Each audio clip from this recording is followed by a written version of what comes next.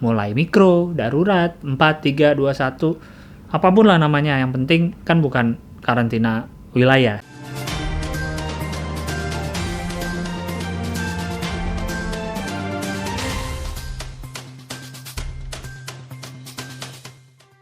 Selamat pagi pemirsa, selamat datang di Liputan Petang Dunia dalam seputar berita Indonesia bersama saya Gilang Baskara. Lagi di edisi PPKM di rumah saja. Kami akan menemani Anda dengan berita-berita penting terbaik dari seluruh Indonesia. Apa kabar semuanya? Memang banyak sekali berita yang terlewatkan beberapa waktu ini karena kami sempat absen.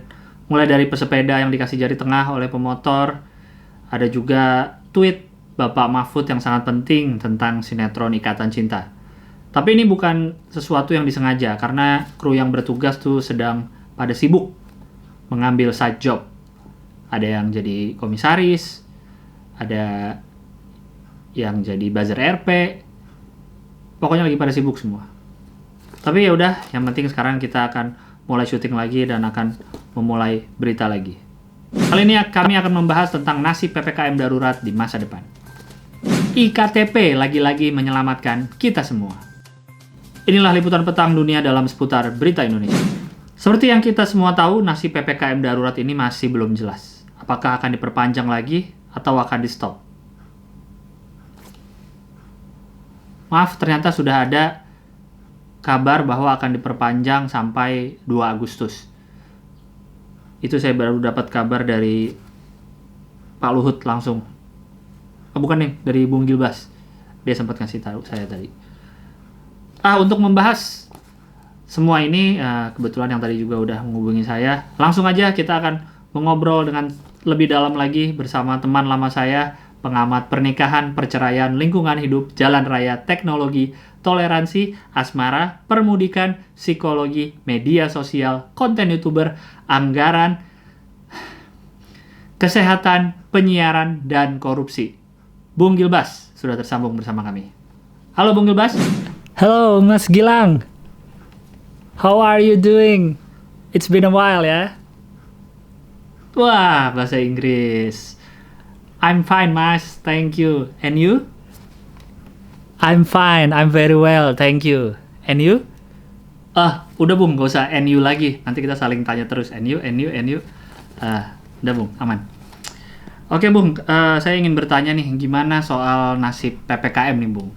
Kan ada katanya mau diberhentiin tapi ternyata akan diperpanjang lagi, terus dengan banyak istilah saya kurang ngerti Bung. Gimana nih jadi maksudnya?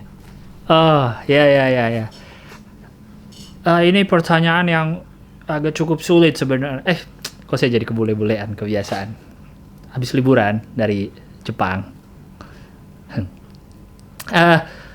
Ini pertanyaan sebenarnya cukup sulit ya Mas ya. Tapi menurut analisa saya akan diperpanjang nih PPKM.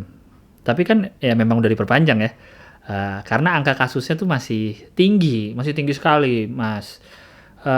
Walaupun pemerintah sudah sangat tegas ya dalam menangani corona ini, kan kayak kita bisa lihat angka tesnya banyak sekali per harinya, sangat mencapai target, tidak ada manipulasi data, penjagaan penyekatan juga sangat ketat, penyekatan dibikin secara baik. Semua udah dilakukan dengan optimal, tapi saya rasa akan tetap diperpanjang dan memang yang benar tuh harus diperpanjang. Oke Bung. Apakah kira-kira Anda sudah mendapat bocoran kisi-kisinya akan seperti apa nanti nih PPKM yang selanjutnya? Jadi kan kita sekarang sudah melewati PSBB, PPKM, PPKM mikro, PPKM darurat. Sekarang ada PPKM level, kan? Nah, sekarang ini kan lagi pakai level nih. Kalau semua PPKM mikro darurat, PPKM level, PPKM Pro Max, PPKM Plus, apapun itu tidak berhasil, kayaknya akan diubah programnya nih, akan namanya jadi mulai. Kok mulai, Bung? Oh iya, kan PPKM 4, 3, 2, 1, mulai. Nah, nanti mulai ini juga ada levelnya. Jadi nanti ada mulai mikro, darurat, 4, 3, 2, 1. Apapun lah namanya. Yang penting kan bukan karantina wilayah. Kita masih punya ratusan kata-kata lagi di KBBI yang bisa dipakai selain karantina dan wilayah. Karena kan kalau pakai karantina wilayah, pemerintah wajib menanggung makan dan kebutuhan dasar setiap warganya, ya kan? Nggak mungkin dong. Susah loh. Negara kita ini luas, warganya banyak. Bayangkan kalau uangnya dipakai untuk ngasih makan 270 juta warga Indonesia. Terus kalau pejabat yang mau korupsi, uangnya dari mana dong? Habis semua uangnya udah buat ngasih bantuan. Mereka nggak kebagian korupsi. Kasian loh. Lagian kita ini kan juga negara macan Asia. Macan Asia masa minta makan? Macan kan berburu di hutan.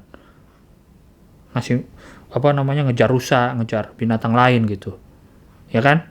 Masa mau macan di kandang? Ada sih macan yang dikasih makan, tapi di taman safari di kandang. Kalian warga nggak mau dikandangin kan?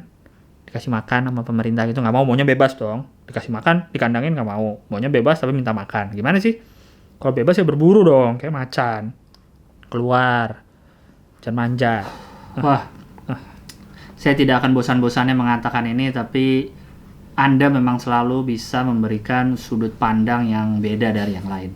Saya jadi terlihat bodoh sekali di hadapan Anda, Bung Gilbas. Terima kasih banyak, Bung Gilbas.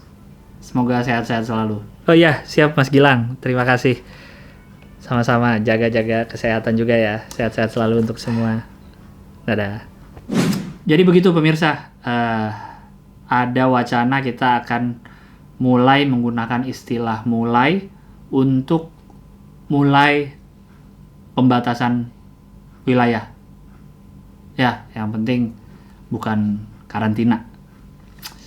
Tapi apakah itu saja yang akan terjadi? Ya, tidak tahu. Negara ini kan selalu penuh dengan kejutan. Kami akan segera kembali setelah pesan-pesan berikut ini. Oh iya, jangan lupa sekarang kami sudah ada Instagram. Silakan di-follow di @101.now. Terima kasih.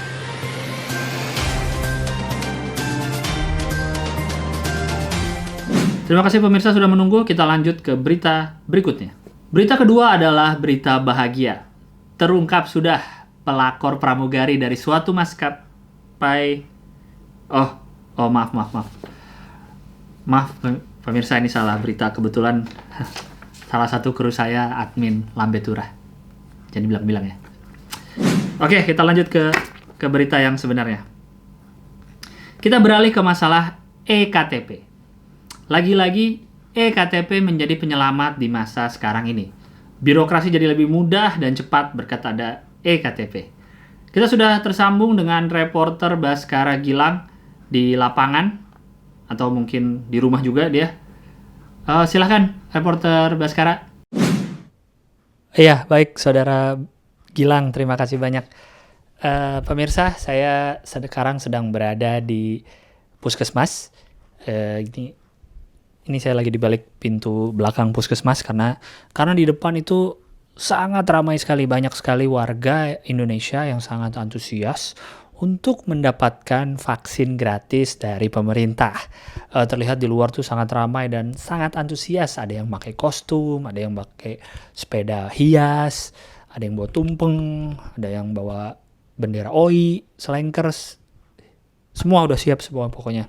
Sangat excited untuk mendapatkan vaksin. Sekarang ini memang EKTP menjadi penyelamat bangsa kita. EKTP ini sangat mempermudah kita untuk mendapatkan vaksin. Yang kita perlukan hanyalah fotokopi EKTP, maka kita sudah bisa divaksin langsung secara gratis.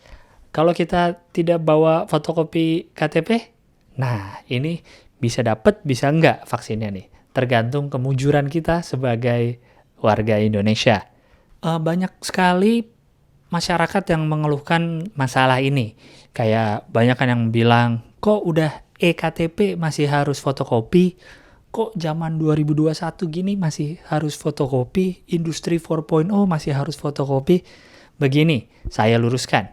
Dari pemerintah, EKTP itu bukanlah elektronik KTP, tapi E-nya itu emang. Jadi, emang KTP. Jadi yang Anda punya tuh ya emang KTP. Nah, sebagaimana KTP mestinya ya emang harus di fotokopi.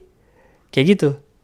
Jadi sebenarnya ada pesan juga bahwa kita harus berolahraga dulu sebelum divaksin. Karena kan kalau misalnya kita tidak bawa fotokopinya pemirsa, kita harus jalan kaki mencari fotokopi terdekat dan belum tentu ada yang deket loh.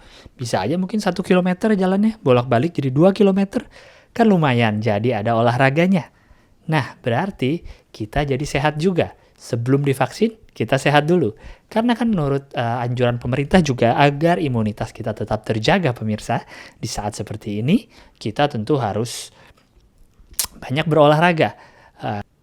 Caranya salah satu dengan jalan kaki, dan itu bisa meningkatkan imun untuk melawan virus corona. Jadi pesan pemerintah sebenarnya kita bisa berolahraga dulu sambil mencari fotokopian, lalu fotokopi, balik lagi, jalan kaki lagi, kembali ke tempat puskesmas. Akhirnya jadi kita olahraga dulu sebelum divaksin. Gitu. Sekian laporan saya dari puskesmas terdekat saya ini. Kebetulan saya habis ini mau divaksin, tapi saya juga nggak bawa fotokopi KTP, jadi sekarang saya mau olahraga dulu, sekalian mau vaksin. Begitu.